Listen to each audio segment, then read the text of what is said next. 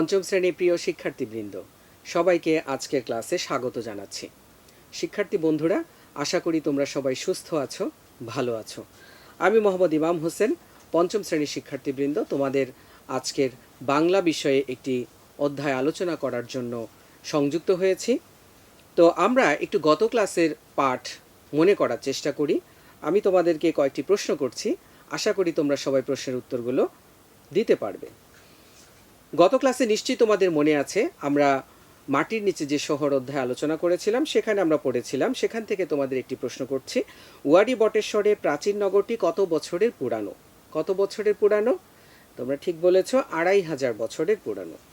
এরপরে আরেকটি প্রশ্ন তোমাদের করতে চাই, ওয়ারী বটেশ্বরের সাথে কোন সাম্রাজ্যের যোগাযোগ ছিল? এটা নিশ্চয়ই তোমাদের মনে আছে, রোমান সাম্রাজ্যের। সর্বশেষ যে প্রশ্নটি তোমাদেরকে করতে চাই সেটি হচ্ছে, ওয়ারী বটেশ্বর প্রাচীনকালে কি নামে বিশ্বজুড়ে পরিচিত ছিল? ওয়ারী বটেশ্বরের প্রাচীন নাম কি ছিল? সোনাগড়া। এটা নিশ্চয়ই তোমাদের মনে আছে। তো বন্ধুরা, আমরা সবাই শিক্ষকদের ভালোবাসি। শিক্ষকদের মর্যাদা নিয়ে, শিক্ষকদের সম্মান নিয়ে তোমাদের পাঠ্য বইয়ে যে কবিতাটি আছে, শিক্ষাগুরুর মর্যাদা, সেই কবিতাটি আজকে আমরা পড়ব। আজকে আমরা পড়ব বাদশাহ আলমগীর প্রথম থেকে দিল তাঁর ভালেই পর্যন্ত। বাদশাহ আলমগীর এখান থেকে শুরু করে দিল তাঁর ভালে পর্যন্ত আজকে আমরা আলোচনা করব। আজকের পাঠ থেকে তোমরা শিখতে পারবে, কবিতার প্রমিত উচ্চারণে সাবলীলভাবে পড়তে পারবে, কবিতাংশের মূল ভাব বলতে পারবে, নতুন শব্দের অর্থ জানতে পারবে এবং আজকের পাঠ সংশ্লিষ্ট প্রশ্নের উত্তর তোমরা লিখতে পারবে। তো শিক্ষার্থীবৃন্দ, তোমরা সবাই তোমাদের পাঠ্য বইয়ের 81 নং পৃষ্ঠা খোলো। সেখানে শিক্ষাগুরুর মর্যাদা কবিতাটি আছে। আমরা এখন পড়া শুরু করব শিক্ষাগুরুর মর্যাদা কবিতাটি।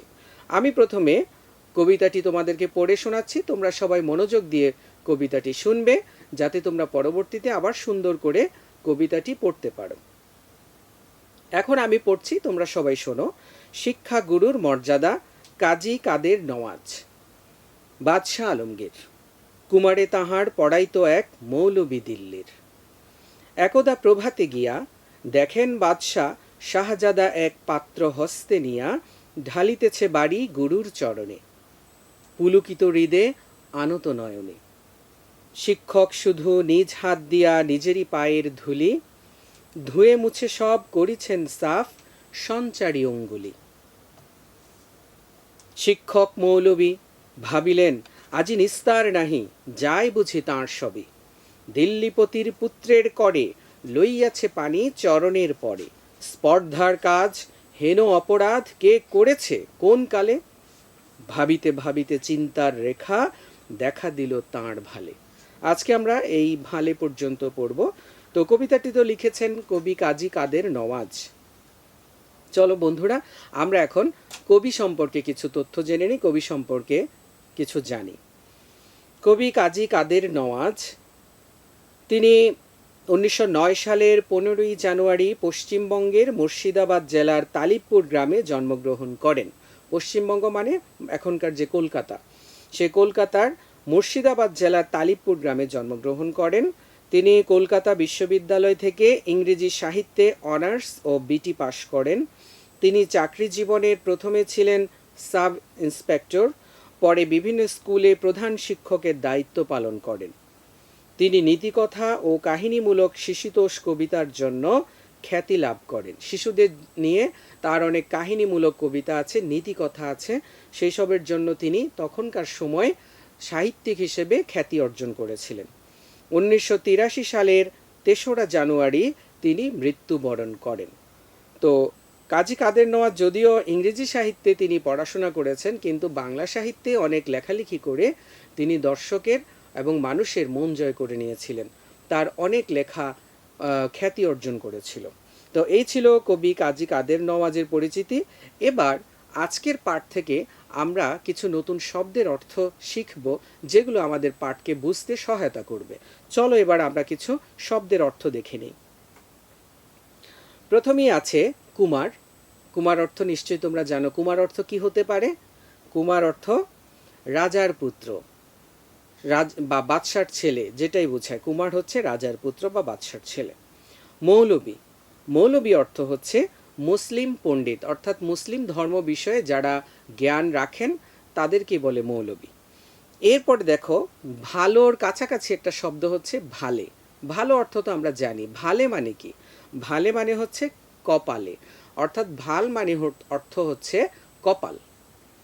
বাড়ি, বাড়ি অর্থ অনেকেই হয়তো জেনে থাকবে তোমরা, বাড়ি অর্থ হচ্ছে জল, পানি। এরপরে আছে চরণে। চরণে অর্থ কি? চরণে অর্থ হচ্ছে পা। চরণে যেহেতু একার আছে তাই শব্দের অর্থ একারযুক্ত হয়েছে, চরণে পায়ে। এরপরে দেখো পুলকিত। পুলকিত অর্থ হচ্ছে আনন্দিত। সবশেষে শব্দটি হচ্ছে নিস্তার। নিস্তার নাই, নিস্তার অর্থ মুক্তি। তো এই ছিল আমাদের শব্দের অর্থ। এবার চলো আমরা পাঠ বিশ্লেষণে যাই, কবিতার চরণগুলো বোঝার চেষ্টা করি যে কবিতায় কিভাবে একজন শিক্ষকের কথা তুলে ধরা হয়েছে এবং একজন বাদশার পুত্রের কথা এবং সেই সাথে বাদশার কথা তুলে ধরা হয়েছে। তো চলো আমরা শুরু করি আজকের কবিতা। প্রথমেই আছে বাদশাহ আলমগীর, কুমারে তাহার পড়াইতো এক মৌলভী দিল্লির। বাদশাহ আলমগীর মোগল সম্রাটের একজন শাসক ছিলেন। 1700 সালের দিকে তিনি শাসক ছিলেন ভারতের, এখনকার যে বর্তমান ভারত। তো মুঘল সাম্রাজ্য কিন্তু অনেক দূর বিস্তৃত ছিল, একদম ভারত, পাকিস্তান, বাংলাদেশ সহ বিশাল এলাকা নিয়ে মুঘল সাম্রাজ্য ছিল। সেই মুঘল সাম্রাজ্যের ষষ্ঠ শাসক ছিলেন এই বাদশাহ আলমগীর। আলমগীরের পুত্রকে পড়াতেন একজন মৌলবী অর্থাৎ মুসলিম পণ্ডিত বাদশাহ আলমগীরের কুমারকে। কি হলো, মৌলবী পড়াতেন বাদশার ছেলেকে, ঠিক আছে। এরপর একদিন প্রভাতে গিয়ে, অর্থাৎ একদা প্রভাতে গিয়ে, এখানে কবিতায় বলছে একদা প্রভাতে গিয়ে, একদা মানে হচ্ছে একদিন, একদা প্রভাতে গিয়া দেখেন বাদশাহ আলমগীর একদিন সকালবেলা হাঁটতে বের হয়েছেন। তিনি তখন দেখতে পেলেন, কি দেখতে পেলেন? শাহজাদা এক পাত্র হস্তে নিয়া ঢালিতেছে বাড়ি গুরুর চরণে। তার যে ছেলে শাহজাদা, বাদশাহ আলমগীরের ছেলে, সে কি করছে? একটা পানির পাত্র হাতে নিয়ে ঢালিতেছে বাড়ি। ঢালিতেছে মানে ঢালছে, আর বাড়ি অর্থ একটু আগে আমরা জানলাম, বাড়ি মানে হচ্ছে জল। সে তার গুরুর চরণে, গুরুর পায়ে পানি ঢালছে নিজের হাতে পাত্র ধরে। পুলকিত হৃদয়ে আনত নয়নে, আর তার চোখে মুখে আনন্দ। সে যে শিক্ষকের সেবা করতে পারছে, শিক্ষকের পায়ে পানি ঢেলে দিতে পারছে, এটা তার কাছে খুব আনন্দ লাগছে, এটা তার কাছে খুব গর্বের মনে হচ্ছে। এবং তার চোখ মুখ তখন নিচের দিকে তাকানো ছিল আনত নয়নে।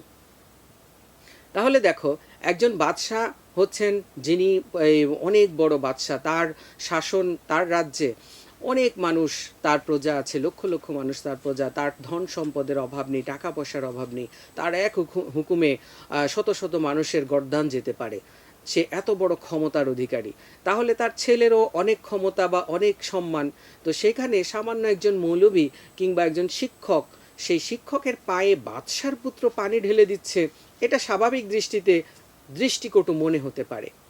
বাদশাহ আলমগীর যখন এই দৃশ্য দেখে ফেললেন যে তার ছেলে তার শিক্ষকের চরণে পানি ঢেলে দিচ্ছে, এরপর কি হলো দেখি আমরা, চলো। এরপর কি হলো?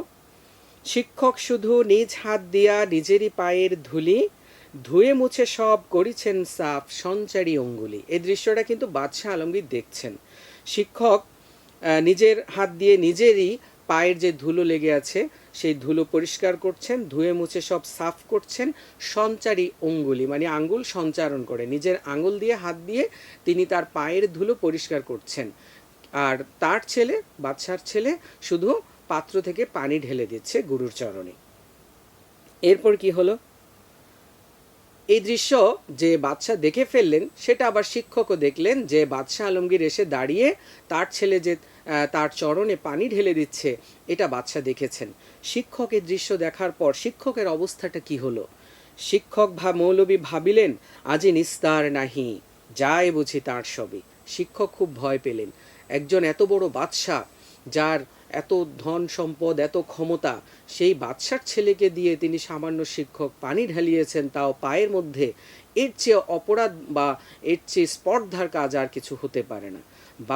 শিক্ষক ভাবলেন বাদশাহ বুঝি এই ঘটনার জন্য তাকে শাস্তি দেবেন, এমনকি গর্দানও যেতে পারে, তার বুঝি সব চলে যাবে, তার বুঝি জীবন শেষ। এরপর কি হলো, দিল্লিপতির পুত্রের করে লইয়াছে পানি চরণের পরে। দিল্লিপতি, দিল্লি হচ্ছে ভারতের রাজধানী দিল্লি। তখনও কিন্তু, অর্থাৎ সেই মুঘল আমলে তখনও কিন্তু দিল্লি একটি তোমার খুব উচ্চ সম্মানজনক রাজ্য ছিল। অর্থাৎ দিল্লি ছিল তখনকার সময়ও সেই রাজ্যের প্রধান কেন্দ্র। তো সেই দিল্লিপতি অর্থাৎ বাদশার পুত্রের করে, কর মানে হচ্ছে হাত, সেই পুত্রের করে লইয়াছে পানি চরণের পরে। লইয়াছে এটা একটা সাধু ভাষার শব্দ, চলিত ভাষায় হচ্ছে নিয়েছে। আমরা আজকে ক্লাসের শেষে সাধু এবং চলিত ভাষার পার্থক্য দেখব। তো সেখানে আমি তোমাদেরকে বলবো যে সাধু ভাষা এবং চলিত ভাষা সম্পর্কে। তো এখানে বলছে যে লইয়াছে পানি অর্থাৎ নিয়েছে পানি চরণের পরে। এখানে পরে মানে হচ্ছে উপরে, উটা উজ্জ আছে, অর্থাৎ এটা এখন লেখার ক্ষেত্রে ব্যবহার হয় না, কিন্তু বোঝা যায় যেখানে এটা রস্যু আছে সেটা উচ্চারণ হয়নি। তো লইয়াছে পানি চরণের পরে মানে পায়ের উপরে পানি নিয়েছে। এটা তো অনেক বড় কাজ, অনেক বড় স্পর্ধার কাজ। কিভাবে করতে পারলো শিক্ষক? বাদশা বুঝি এটা খুব অন্যায়ের চোখে দেখবেন এবং শিক্ষককে সর্বোচ্চ শাস্তি দেবেন, এই ভয় পেয়েছেন শিক্ষক। এরপর কি হলো, স্পর্ধার কাজ হেন অপরাধ কে করেছে কোন কালে। এটা তো অনেক বড় স্পর্ধার কাজ, দুঃসাহসের কাজ। হেন অপরাধ, হেন মানে হচ্ছে এমন, এমন অপরাধ কে করেছে কোন কালে। সামান্য শিক্ষক কিংবা কর্মচারী, এরা তো বাদশার একজন কর্মচারীর মতো শিক্ষকও। তিনি বাদশার ছেলেকে পড়াচ্ছেন, তার মানে এই নয় যে তার সম্মান খুব বেশি বেড়ে গেছে। তো এত বড় একজন বাদশাহ বা সম্রাটের ছেলেকে পড়াচ্ছেন, তার ছেলেকে দিয়ে কাজ করিয়ে নিয়েছেন, পানি ঢেলে নিয়েছেন, এটা তো অনেক স্পর্ধার কাজ। এটাই বলছেন শিক্ষক, ভাবছেন যে এমন কাজ বুঝি পৃথিবীতে আর কেউ কখনো করেনি, কোন কালে কে করেছে। ভাবিতে ভাবিতে চিন্তার রেখা দেখা দিল তার ভালে। এই কথা ভাবতে ভাবতে তার কপালে, ভালে মানে হচ্ছে কপালে, চিন্তার রেখা দেখা দিল, যেটা আমি কি করলাম, এখন কি হবে, বাদশাহ কি ভাবলেন, বাদশাহ আমাকে কি না কি শাস্তি দেন, এই চিন্তা শুধু তার মনের মধ্যে চলতে লাগলো। তো আজকে আমরা এই পর্যন্তই পড়ব। আজকের পাঠ যদি আমরা সারসংক্ষেপ করি, যে আজকের পাঠে মূল কথাটা কি, আজকের পাঠের মূল কথাটা আমি তোমাদেরকে কয়েকটি লাইনে বলে দিচ্ছি, তোমরা সবাই সেটি খাতায় লিখে নিতে পারো। বাদশাহ আলমগীরের পুত্রকে একজন মৌলভী সাহেব পড়াতেন। একদিন সকালে শাহজাদা মৌলভীর পায়ে পানি ঢেলে দিচ্ছিল, আর মৌলভী নিজের পা নিজের হাত দিয়ে ধুচ্ছিলেন। বাদশাহ আলমগীর হাঁটতে গিয়ে এই দৃশ্য দেখে ফেলেন। মৌলভী ভাবলেন বাদশাহ হয়তো তার এই কাজকে অপরাধ হিসেবে গণ্য করবেন। তাহলে শিক্ষার্থী বন্ধুরা, এটাই ছিল আজকের পাঠের মূল অংশ বা মূল ভাব। এইভাবে তোমাদের পরীক্ষায় যদি কবিতাংশের মূল ভাব আসে, তোমরা এইভাবে কথাগুলো সাজিয়ে লিখবে, অর্থাৎ পুরো কথাটা তোমরা এভাবে গুছিয়ে লিখবে। তো আমরা কবিতার মূল অংশ দেখলাম। এবার তোমাদেরকে একটু আগে যে বললাম, আজকের কবিতায় অনেকগুলো সাধু ভাষার শব্দ আমরা দেখেছি। সেই সাধু ভাষার শব্দ থেকে এবার কিছু চলিত রূপ দেখি। তার আগে আমি তোমাদেরকে একটি কথা বলে নিচ্ছি, সেটি হচ্ছে সাধু ভাষা কি আর চলিত ভাষা কি। সাধু ভাষা হচ্ছে সংস্কৃত থেকে আগত ভাষাগুলোকে আমরা, বিশেষ করে যেগুলোকে তৎসম বলি, সেই সংস্কৃত ভাষা থেকে আগত ভাষাগুলি, শব্দগুলি যেগুলো সরাসরি এখন বাংলা ভাষায় ব্যবহৃত হয়, সেগুলোকে বলে সাধু ভাষা। আর সাধু ভাষারই কিছু পরিবর্তিত রূপ, যেটা আমরা স্বাভাবিকভাবে কথাবার্তায় ব্যবহার করি, একজন আরেকজনের সাথে কথা বলতে গেলে আমরা যেটা ব্যবহার করি। আবার এখনকার আমাদের সাহিত্য কিন্তু সাধু ভাষার ব্যবহৃত হয় না, চলিত ভাষায় ব্যবহৃত হয়। তো সেই সাধু ভাষারই একটু সংক্ষিপ্ত রূপ, এবং আমাদের মানুষের মুখের কথা যেরকমভাবে বলি সেই ভাষাটাই হচ্ছে আসলে চলিত রূপ। তো সাধু ভাষা এবং চলিত ভাষার মধ্যে পার্থক্য হচ্ছে, সাধু ভাষা তৎসম শব্দ, অর্থাৎ সেই যে সংস্কৃত থেকে আগত শব্দগুলো বেশি ব্যবহৃত হয়, আর চলিত ভাষা আমাদের মুখের কথাগুলোই ভাষায়, অর্থাৎ লেখায়, কথা বলায় ব্যবহৃত হয়। আর সাধু ভাষা একটু বিশ্লিষ্টভাবে, অর্থাৎ বড় আকারে ব্যবহৃত হয়, আমরা এখনই দেখব সেটা। আর চলিত ভাষা একটু সংক্ষিপ্ত রূপে ব্যবহৃত হয়। তো চলো আমরা এখন সাধু ভাষা এবং চলিত ভাষা কিছু পার্থক্য দেখে নিই, অর্থাৎ সাধু ভাষার ক্ষেত্রে শব্দ কেমন, চলিত ভাষার ক্ষেত্রে শব্দ কেমন। তো সাধু ভাষার কিছু শব্দ এখানে আছে, দেখো। তাহার, এটা সাধু ভাষার শব্দ। এটা যদি চলিত রূপ আমরা কি বলি, চলিত রূপ আমরা বলি তার। এখানে আরেকটি কথা তোমাদের বলে রাখি, চন্দ্রবিন্দু তার কিছু কিছু শব্দে তোমরা দেখবে চন্দ্রবিন্দু কোনো তারের উপর চন্দ্রবিন্দু হয়, আবার কোনো তার শব্দের মধ্যে চন্দ্রবিন্দু ব্যবহৃত হয় না। তো যেই শব্দে চন্দ্রবিন্দু ব্যবহৃত হয় তার শব্দে, সেখানে হচ্ছে কোনো সম্ভ্রান্ত কিংবা সম্মানীয় ব্যক্তিকে বোঝাতে তারের উপর চন্দ্রবিন্দু হয়। আর সাধারণ লোককে বা ছোট কোনো মানুষকে বোঝাতে তখন তারের উপর চন্দ্রবিন্দু ব্যবহৃত হয় না। তাহলে সম্মানীয় বা খুব বিখ্যাত কোনো ব্যক্তির বিপরীতে যদি আমরা তাঁর শব্দ ব্যবহার করি তখন চন্দ্রবিন্দু ব্যবহৃত হবে। তো সাধু ভাষা শব্দটি হতো তাহার, চলিত ভাষায় হবে তাঁর। এরপরে দেখো আছে পড়াইতো। পড়াইতো চলিত ভাষায় কি হবে? পড়াতো। রস্যইটা বাদ গিয়েছে। একটু আগে যে বললাম যে সাধু ভাষা একটু বড় আকারে বিশ্লিষ্ট আকারে ব্যবহার হয়, আর চলিত ভাষা একটু সংক্ষিপ্ত রূপে ব্যবহৃত হয়। এরপরে শব্দ হচ্ছে হস্তে।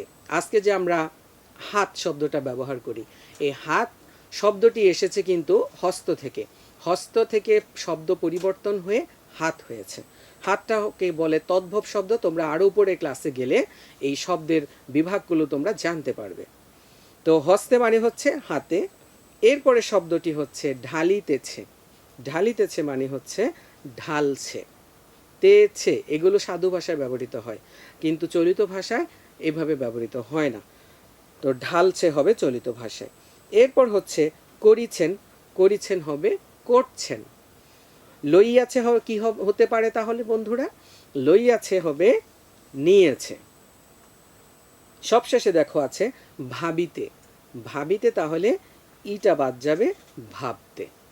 তো এইভাবে আমরা সাধু ভাষা থেকে চলিত ভাষায় রূপান্তর করতে পারি। তোমাদের পরীক্ষায় এরকম আসতে পারে বা আসে সাধু থেকে চলিত ভাষায় রূপান্তর, বা ক্রিয়াপদের চলিত রূপ একটি এই ধরনের একটি প্রশ্ন তোমাদের পরীক্ষায় আসে। তো তোমরা সেভাবে এভাবে তোমরা যদি চর্চা করো তাহলে সেগুলো তোমরা শিখতে পারবে আরও ভালোভাবে। তো বন্ধুরা, এই ছিল মোটামুটি আমাদের আজকের পাঠ। আজকের পাঠ যদি আমরা মূল্যায়ন করি তাহলে আমরা কি দেখতে পাবো? আজকের পাঠ থেকে আমরা যে জিনিসগুলো শিখতে পেলাম সেগুলো হচ্ছে, আমি তোমাদেরকে প্রশ্ন আকারে বলছি। প্রভাতে বাদশার পুত্র কি করছিল? প্রভাতে বাদশার পুত্র শিক্ষকের চরণে নিজ হাত দিয়ে পানি ঢেলে দিচ্ছিল। আচ্ছা, এরপরে 2 নম্বর প্রশ্ন হচ্ছে, মৌলভী সাহেব কি করছিলেন? মৌলভী সাহেব নিজের হাত দিয়ে নিজের পায়ের ধুলি পরিষ্কার করছিলেন, প্রক্ষালন করছিলেন। সেখানে বাদশার ছেলে নিজের হাত দিয়ে কিন্তু ধুয়ে দেনি, শিক্ষক নিজের হাত দিয়ে নিজের পায়ের আঙুল ধুচ্ছিলেন। এরপর 3 নম্বর প্রশ্ন হচ্ছে, শিক্ষকের কপালে চিন্তার রেখা দেখা দিল কেন? কেন চিন্তার রেখা দেখা দিল? চিন্তার রেখা দেখা দিল রাজার পুত্র অর্থাৎ কুমারের হাত দিয়ে তিনি পানি ঢেলে নিচ্ছেন, এটা বাদশাহ দেখে ফেলেছেন। বাদশাহ দেখে ফেলেছেন বলে শিক্ষকের কপালে চিন্তার রেখা দেখা দিল। কারণ বাদশাহ হয়তো এটাতে তিনি ভেবেছেন এটা একটা অন্যায় কাজ হয়েছে, কারণ তার ছেলেকে দিয়ে পানি ঢালানো ঠিক হয়নি। সেজন্য বাদশাহ তাকে শাস্তি দেবেন কিনা সেজন্য তার কপালে চিন্তার রেখা দেখা দিয়েছে। তো বন্ধুরা, সবশেষে আমি তোমাদের একটি বাড়ি কাজ দিয়ে দিচ্ছি, তোমরা সবাই ঝটপট খাতার মধ্যে লিখে নাও। তোমাদের বাড়ি কাজ হচ্ছে, শিক্ষকের সাথে তোমার আচরণ কেমন হবে এই সম্পর্কে 5টি বাক্য লেখো। তোমার প্রিয় শিক্ষক, তোমাদের অনেক শিক্ষক তোমাদের প্রিয় আছেন, কিংবা প্রিয় অপ্রিয় যাই হোক, শিক্ষক তো শিক্ষকই। তো তোমার শিক্ষকের সাথে তোমার আচরণ, তুমি কীরকম আচরণ করবে, এরকম 5টি বাক্য লিখবে। তো এই ছিল আমাদের আজকের পাঠ। সবশেষে আজকের নীতিবিধানে যে বিষয়টি নিয়ে তোমাদের সাথে আমি কথা বলতে চাই সেটি হচ্ছে সততা। শিক্ষার্থী বন্ধুরা, জীবনে প্রতিটি ক্ষেত্রে সততা খুব প্রয়োজনীয় একটি বিষয়। কারণ সৎ না থাকলে জীবনে কোনো ক্ষেত্রেই আসলে সফলতা পাওয়া যায় না। সৎ অনেক ক্ষেত্রে হয়তো তোমরা হয়তো দেখবে যে সৎ না হয়েও অন্যায় কাজ করে, অসৎ করে অনেকে অনেক ধন সম্পদের মালিক হয়ে যাচ্ছে, কিন্তু শেষ পর্যন্ত দেখা যায় তার সবই ধ্বংস হয়ে যায়। এবং পরকাল যে আমরা যে বিশ্বাস করি পরকালে, তখন কিন্তু তার অবস্থা ভালো হয় না, বরং তাকে অপমানিত, লজ্জিত এবং শাস্তি পেতে হবে। তাই আমরা যে কোনো কাজে আমাদের কথায় সবসময় সৎ থাকার চেষ্টা করব। আমাদের বন্ধুর সাথে কথাবার্তায়, আমাদের বন্ধুর সাথে আচরণে, কিংবা আমরা বড় হয়ে যখন কোনো পেশায় নিযুক্ত হব তখন সব ক্ষেত্রে আমরা সৎ থাকার চেষ্টা করব। মিথ্যা পরিহার করে, অসৎ পথ পরিহার করে আমরা সৎ পথে চলার চেষ্টা করব, সৎ পথে আয় করার চেষ্টা করব, সৎ কাজ অর্থাৎ ভালো কাজ করার চেষ্টা করব। এই গুণগুলোই হচ্ছে আসলে সততা। তো আমরা সেইভাবে সততা গুণগুলো আয়ত্ত করার চেষ্টা করব। তাহলে আমার ব্যক্তি জীবনে এবং আমার পারিবারিক জীবনে সবার কাছে আমি একজন ভালো মানুষ হিসেবে পরিচিতি লাভ করব। তো আমরা এই গুণটি সবাই নিজেরা আয়ত্ত করার চেষ্টা করব। আশা করি আজকের ক্লাসটি তোমাদের ভালো লেগেছে এবং আমি যে কথাটি বললাম সততা গুণ, এই সততা গুণটিও তোমরা আয়ত্ত করার চেষ্টা করবে। সবাই ভালো থেকো। আল্লাহ হাফিজ।